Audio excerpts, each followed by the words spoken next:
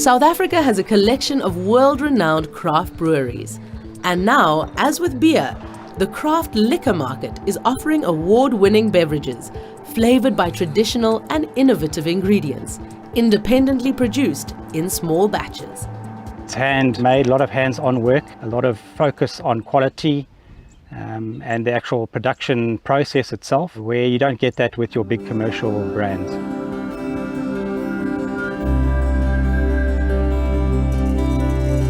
The base alcohol that most gin is made from is generally a grain spirit, but Brackenhill's approach was a little different. The KwaZulu-Natal's Valley of the Kings is the source of their key innovation and not so secret ingredient. We've worked a lot with heirloom crops, and one of the crops that we've worked with is Zulu rainbow maize. It's this magnificent maize, it's multicolored, every kernel is a different color. So we've been working with a community just outside Ulundi that grows these crops for us. The maize is grown at the homestead of Carl's longtime friend, Oscar Mtimkulu. He said, I want to use the Zulu rainbow maize. Then all of a sudden I realized it's something that I grew up, growing back at home. Then I went back and said to my mom, I've got this thing for the community project. Where could we get this? He says, no one has that anymore. So that was my struggle to try and find this something that used to be so common.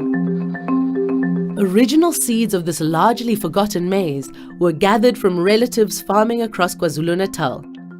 And today his mother, Sibongile, continues to plant the fields at the family homestead.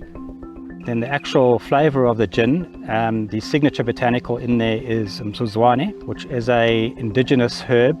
The English name is lemon bush, so it's got a magnificent lemon aroma and taste to it, and we've incorporated that into the actual flavor profile of the gin.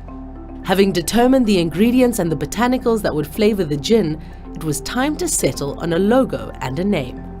I came across this magnificent Nguni bull on the other side of a river, and I took a photograph of him, and when we were sitting down thinking of the logo and emblem, that came to mind. And the Zulus have this poetic naming process of their Nguni cattle, because every Nguni cow or bull is different, and Amabala is the name that describes that particular hide pattern in the bull. So that's where the actual name of the gin comes from.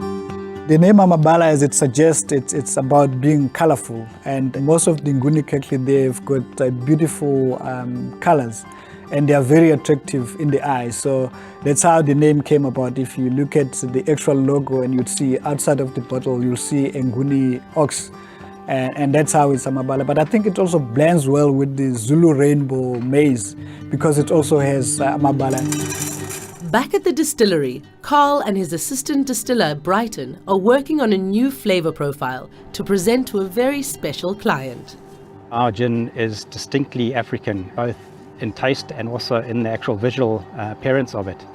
So we would think that it would be very attractive, in particular to foreign tourists, international market. So that's why we've been focusing on the tourism sector, and that's why I approached Singita, and it's been very well received by them.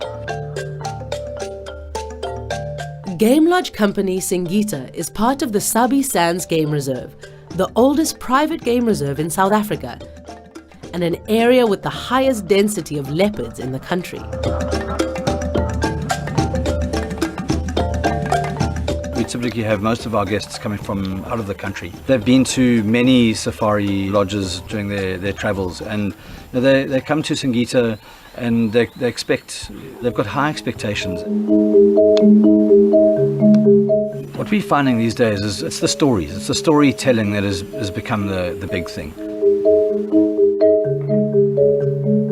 The thing with the lodges and the lodge staff is that when they're engaging with their clients, it's very nice to have a story to tell about a product that they're delivering.